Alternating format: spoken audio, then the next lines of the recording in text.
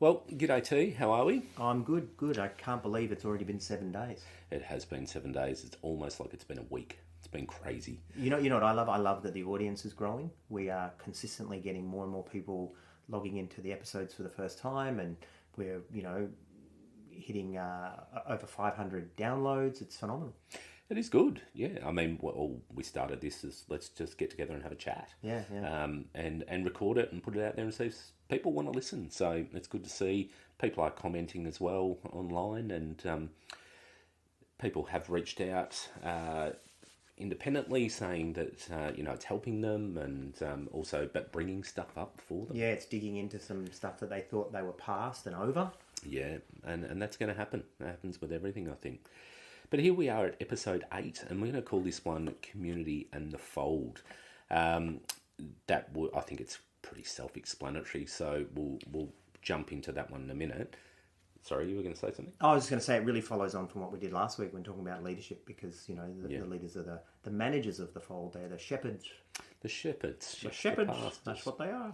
So I guess we would just want to offer a couple of points of clarification as well, just around when we talk about Great Big AOG, which is now the Australian Christian Churches. Back then, Hillsong was part of the AOG before they break away and became their own entity, and now have come back into the fold.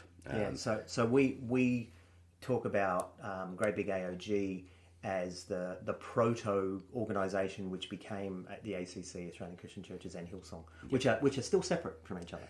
They are, yeah. But part of the same big machine. Oh, totally, yeah. Same shit, different bucket. It is. But once upon a time, same shit, same bucket. Yeah, that's it. So I guess that's just the interchangeability of some of that language. So also our online platforms continue to engage. It is great to have people engaging. Tell your friends, all that sort of business. If you think someone might be interested in listening and engaging, flick on the podcast. Yeah, please. That would be really helpful for us. We're available on all the good podcast platforms. You know that because you're listening to us now. But yeah, tell your friends, because we want to try and get the word out that we're talking about this. Yeah, absolutely. And it's just about, I guess it's encouraging that sense of community, that you can talk about the stuff that's sitting on your chest, and let's engage with each other. I don't think that anyone is having this conversation. I mean, I'm not aware. I mean, there was a long time after I left Great Big AOG and basically, that whole sort of church scene completely.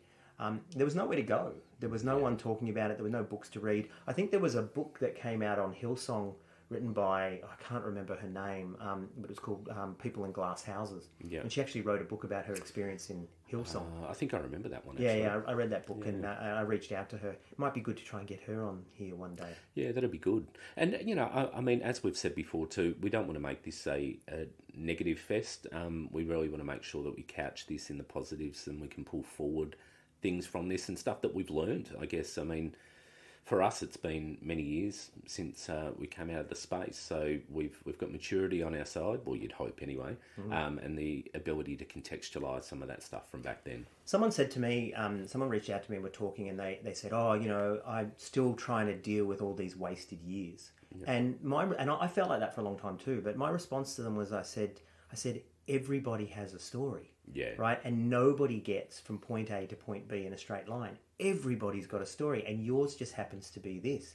And it's not in any way wasted years. No. They're formative years. It's learning. You wouldn't be who you were or who you are now if you hadn't gone through this. So I really genuinely, I'm not just saying that to stay positive, I genuinely don't see it as wasted years, because everybody's got a story. Have you seen that meme where it talks about, my plans, and it's got point A to point B, and there's a straight line going up, and then it says what actually happens, and it's a squiggly line going backwards around in circles and all this kind of thing, and then finally gets to point B. That's true of all of us. And this just happens to be the path that we walked, and everybody's got challenges and struggles to get to where they are. So it's not wasted years at all. This is part of our squiggly line. This is part of our squiggly line.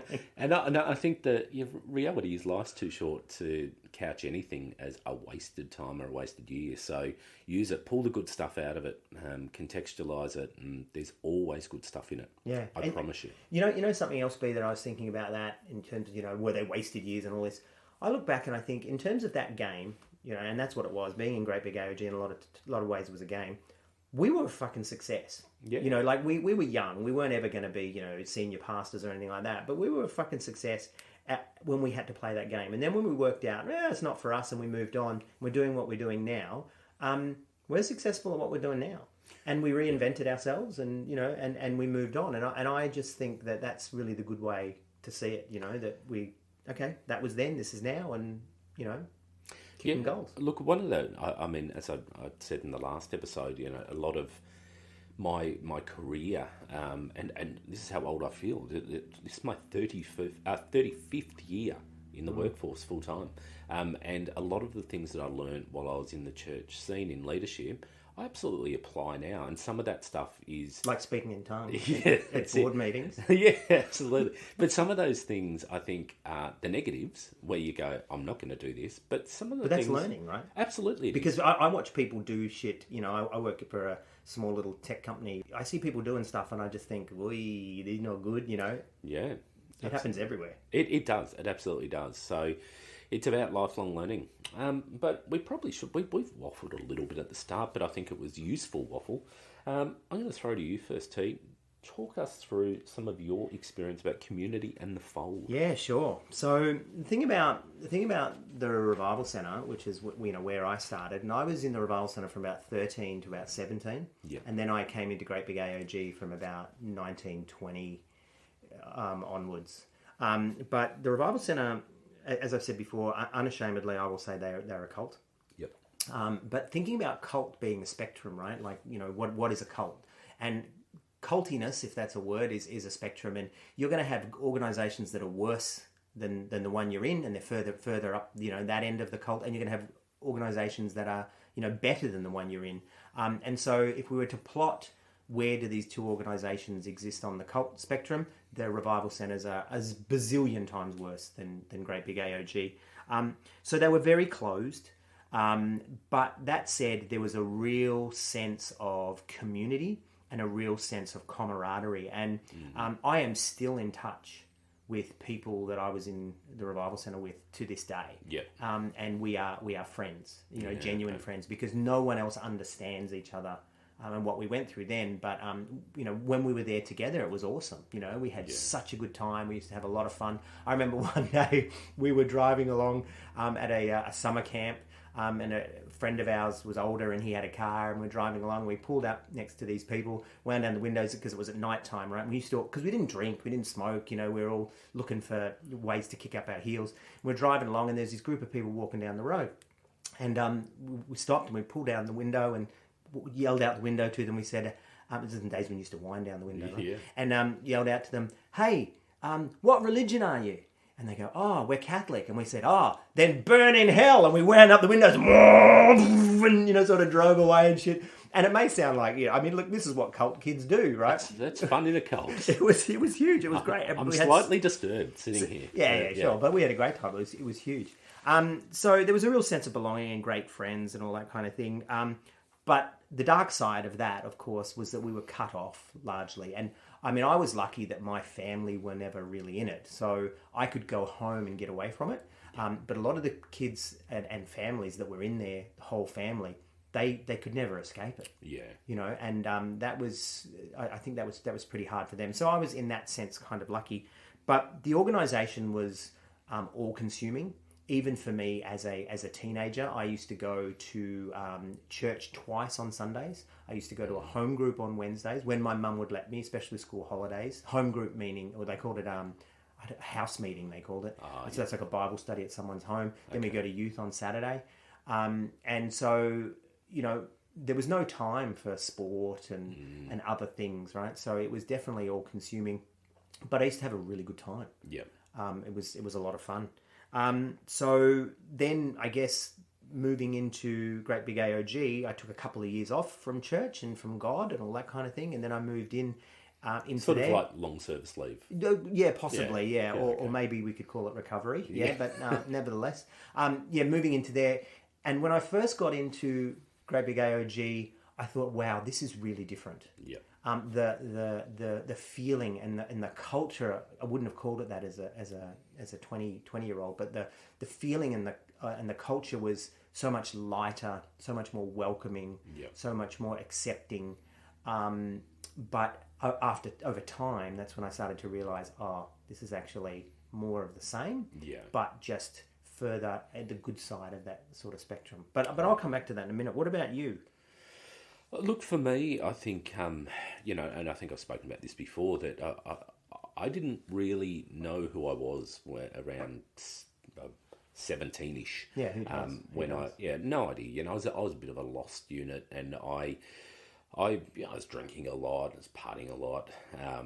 But you never smoked though, did you? Yeah, I was a heavy smoker. Oh, really? I thought you were never a smoker. Yeah, I actually started smoking when I was 11. Right. Yeah. I think I did too. Yeah, and I was smoking about 20 a day from the time I was 11. Oh wow. Okay. But I used to just occasionally nick them from mum and dad's packet.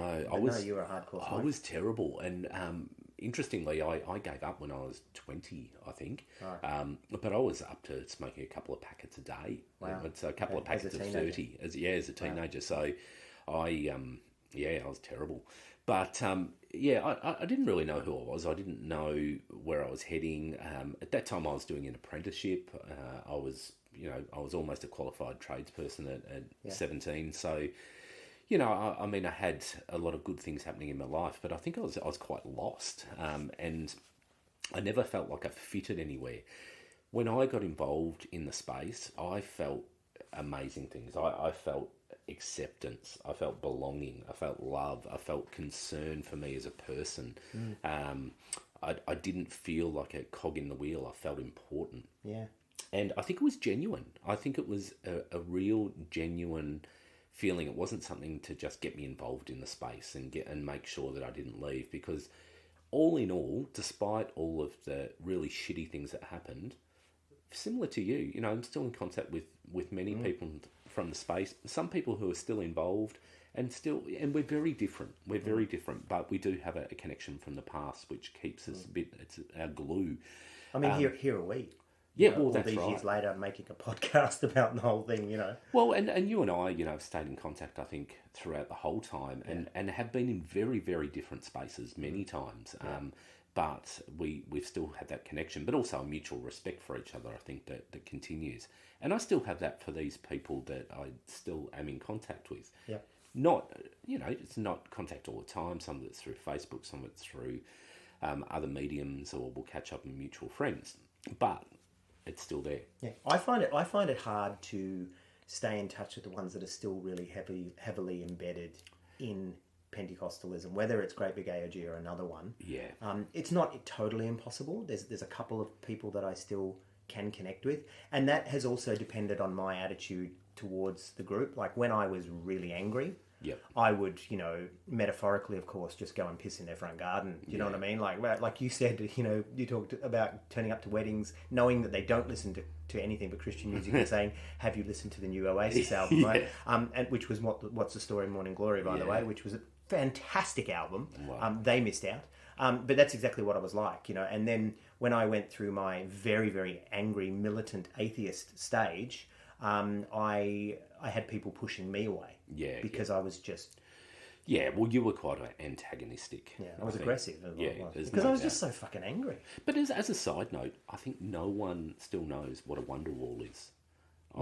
So anyway, that's just a side note. And if anyone's listening knows what a Wonderwall is, please tell us. Put it on our Facebook page. Yeah. Wasn't it a Facebook add-in for a little while? Wasn't it called Wonderwall? Oh, yeah, but no, this is after the album. But we digress. We do digress. But for me, I think also what it did was, because I had that acceptance, that love, it built a confidence in me that I'd never felt, and I felt a confidence in being able to be probably. Be me. Like, I actually don't think... Really? Yeah. Gee, that's fascinating, because I just think it's so much about... My experience was so much about the diminishing of my individuality. Yep. But keep going. Well, it was interesting. Like, it's when I reflect on it, there's definitely parts of it that I felt like I had to be something different. But all in all, I think I stayed relatively true to myself. And I stayed... And probably... it shaped the way I became, and I definitely modified behaviour for particular settings because there was very clear rules on what was accepted and what wasn't accepted, about how you could act, how you could speak, and all that sort of stuff. But all in all, I stayed true. Sure. Okay. Because I guess the way I sort of see it is, what you just said then. There was certain rules about how you acted and what you did, because if you broached those rules, the acceptance would end. Yeah, but if I reflect on that in my workplace, I work in a workplace which I think many of us work in, that you have to be, you have to definitely fit within particular rules and say particular things, and you definitely have to modify and shape your behaviour when you're part of particular groups and settings at work. And it was probably no different when I reflect on that. All right, I hear what you're saying, but the challenge there is the difference between work is you're not giving your heart to the maker of the universe, who is saying that they accept you as you are. Like you just as I am, and these kinds of altar call hymns and this kind of thing. There's a very different, like I've heard it talk before about, why is the US Marines not a cult? Yeah. And that's because everything is transparent and everything is open. You know that they're bossing you around, that they're doing this and doing that. They're not coming to you saying, we accept you, Jesus loves you, Jesus died for you as you are. It's somewhat different. Yeah, no, I agree. It is. And it's a good point that you make. But I guess for me, because I wasn't confident before I went in, it built a confidence. I think if I went with a degree of confidence and that got chipped away, and maybe my confidence was a bit of a false confidence at the time, and it was built upon a house of straw, essentially. But it built... You quoting scripture or Three Little Pigs? Three Little Pigs. All right, okay, cool. And I haven't shaved, so I've got hair on my chinny chin chin. But the reality is, for me, it built a confidence, because I think for me it was something that I was able to... I've usually been a relatively natural communicator and a leader in that space. And when you have that built and fostered, it built a confidence. Yeah. Look, I don't want to for a minute dismiss how you're feeling. No, I don't. No, I genuinely don't, I'm because we've talked about the contrast of our starts and and our personalities and the different experiences that we had in Great Big AOG because of who we were and where we came from. Yeah. So 100%. This is what it did for you. I get that. And I want to also resonate with some of those things. Like, in my job now, I do a lot of public speaking. Yeah. I teach in my role, and I was, in fact, a school teacher for a long time. A lot of those skills and being able to hold groups of people and hold a crowd and all that came from my preaching practice and experience within Great Big AOG. And so, 100%, there's no doubt that there are skills and some of my ability to network and connect with people, I think, was developed in the cult. And absolutely. Whereas now I try to use those powers for good and not for evil. So I resonate with that. I definitely do. But I do want to sort of reiterate that the promise of joining this organization and coming into the fold, I can remember waking up when I left Great Big AOG and actually saying to people, this isn't what I signed up for all these years ago when I joined this organization. Yeah. When I started to think about where I was and what I'd done and who I'd related to and who I'd become, very much, very, very different. Yeah. So yes, there was 100% things that were good, but at the same time, there were things that I didn't like who I'd become in a lot of ways at the end. I had to write letters to people and apologise for some of the stuff I'd done as a member of these organisations. Yeah, and look, I think, like I reflected last episode and others as well, I mean, there was a point where I had to leave because it wasn't what I wanted to do, and I'd certainly been shaped in a particular way. So there's no doubt that space influenced who I'd become and who I was. Yeah. But I think for me, overall, it was positive. It was a positive shaping. I've been able to chip away and get rid of those bits that haven't worked for me. It has taken time. It has taken a lot of self-reflection, and some of that's been very difficult too. Very painful. Very painful, but also I probably, in the earlier days when I left, I shed away a lot of the things that were probably useful because I threw the baby out with the bathwater. Yeah, 100%. I did that too. So I've had to bring some of those back. Yeah. and go, you know what, that was good. And I think So we are having a baptism service after this session. Correct? we are. These are the things that we brought back. But don't throw the baby out with that baptism water. But for me, I think that does happen. You quite often have to strip away all the rubbish and then rebuild a bit. And interestingly, they talk about that when you go into the fundamentalist scene, that you got to strip away everything and rebuild it with Christ, all that sort of stuff. So it's a similar approach, but Buddhism talks about the idea of rebirth, right? Yep. That and if you take it literally, you die, you come back as a new personality, new person, and you live again, and then you die and you keep going, and they call it samsara. But if you look at that metaphorically, the idea that we reinvent ourselves every time, or not every time, but we reinvent ourselves many times in our lives. And I think what happens, though, is in the same way that in Buddhism talks about you bring the karma from the last life into the new life. I think metaphorically, when, like, for example, for me, leaving the Revival Centre or leaving the AOG or, some other major signpost in my life, I've reinvented myself numerous times, but I'm always bringing the karma or the things that have made me who I was in the last iteration of myself into the next one as well. You can't escape that, So taking the good and bringing that with you. And, like I said, it's a metaphor, right? I'm not sitting here saying we're all born again. So I was sort of thinking, in some of my reading, we look at what's called dualism, right? Which is basically there's two factors to life. There's in and there's out. There's us and there's them. Yep. And I think that my time in the revival centers was much more, but even in the AOG as well, there's this dualism of in the group or out of the group. Yeah. And when you're in the group, you have all these benefits, etc., but when you're out of the group, you don't, right? And so we used to sort of see the world as, and even within the AOG, Australian Christian Churches itself, we were in great big AOG and they were in some of these smaller ones, and they weren't quite part of us either, even though they were in the one big organisation. Yep.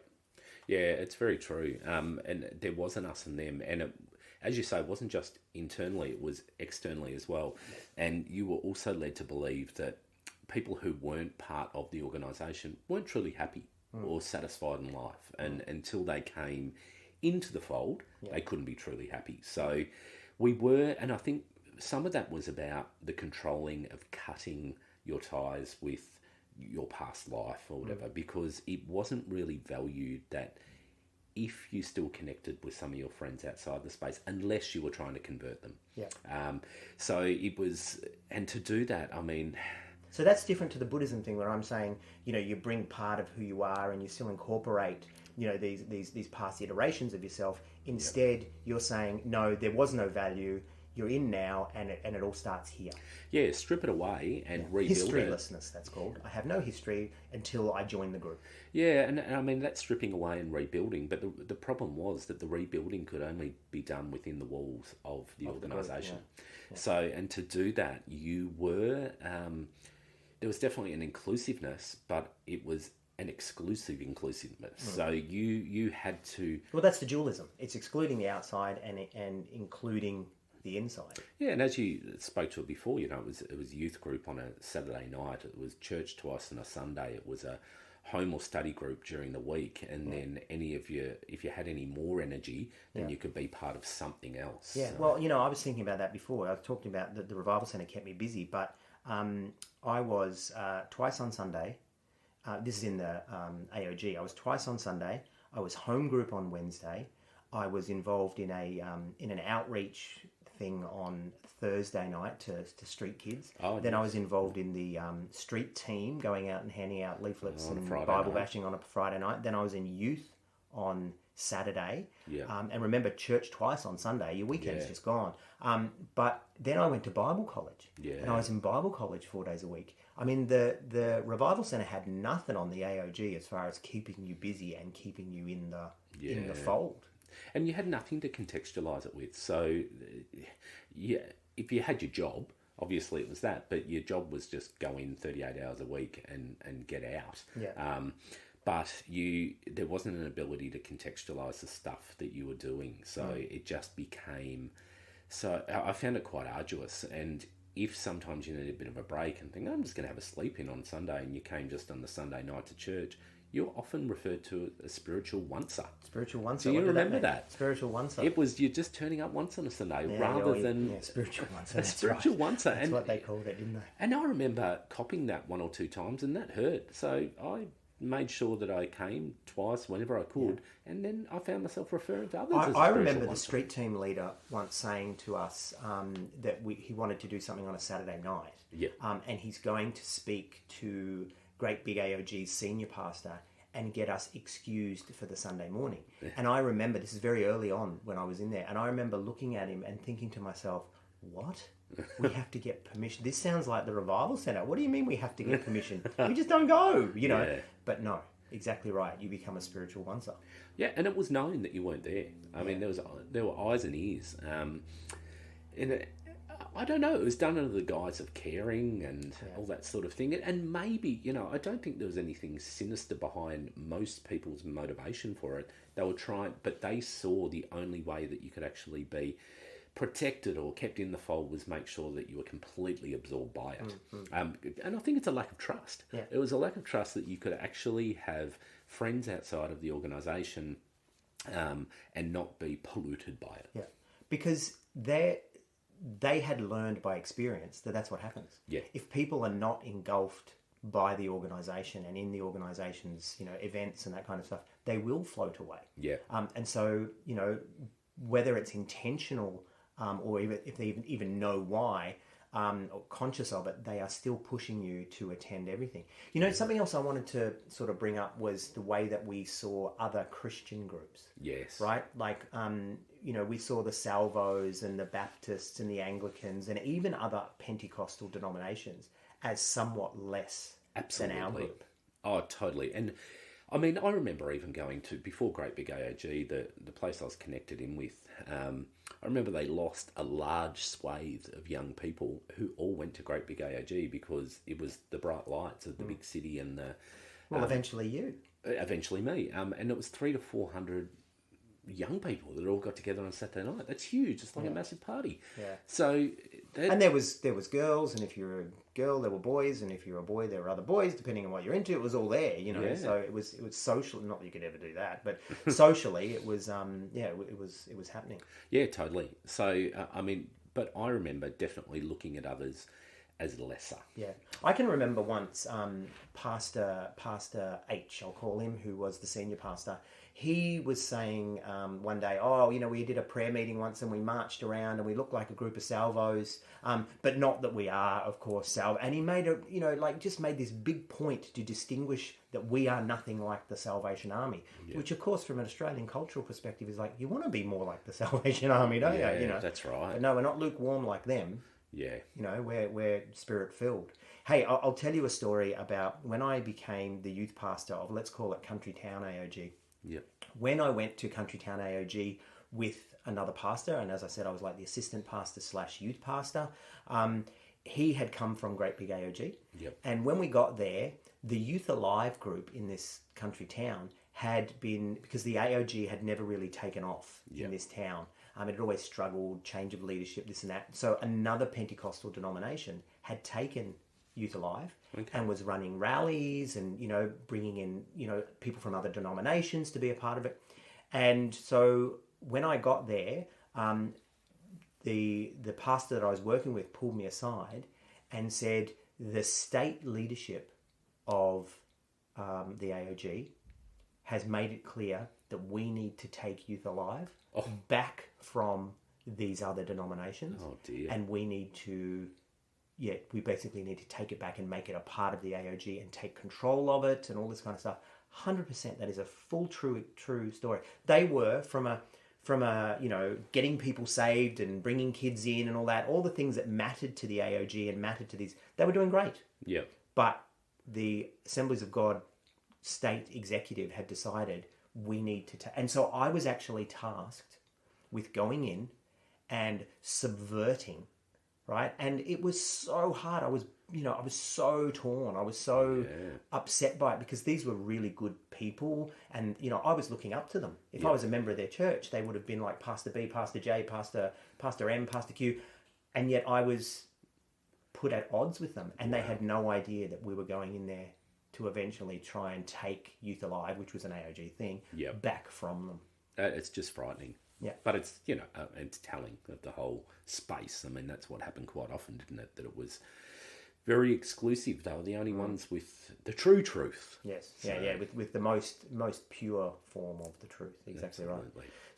So look, the organisation, I think we can say that there was some great times and there were some great things came out of being a part of it. Otherwise, we wouldn't have been for as long as we were. That's right. So let's not forget that. But at the same time, when you make the decision to move away from the organisation, there's a cost. Yeah, absolutely. Yeah, and look, at some of that is quite scary because some people were cut, and we'll certainly talk about it in other episodes of when people were cut, and when people, it was very difficult to reconnect with them because they were polluted. No longer being part of the fold. So whether they were ejected or whether they chose to leave, it it was pretty much the same. And you lose touch with them and they sort of disappear. And it wasn't until they leave as well that you reconnect, and that's what happened with you and I. Yeah. This is true. Yeah, cool. Well, guess what? I think our time's done. It is. Again, that goes so quick. That just flew. There was obviously a lot in that. There was. This may be another part one. This may be another. There's our disclaimer. Yeah, everything can be a part one. All right. Until next week. See you later. See you then. See you on Facebook.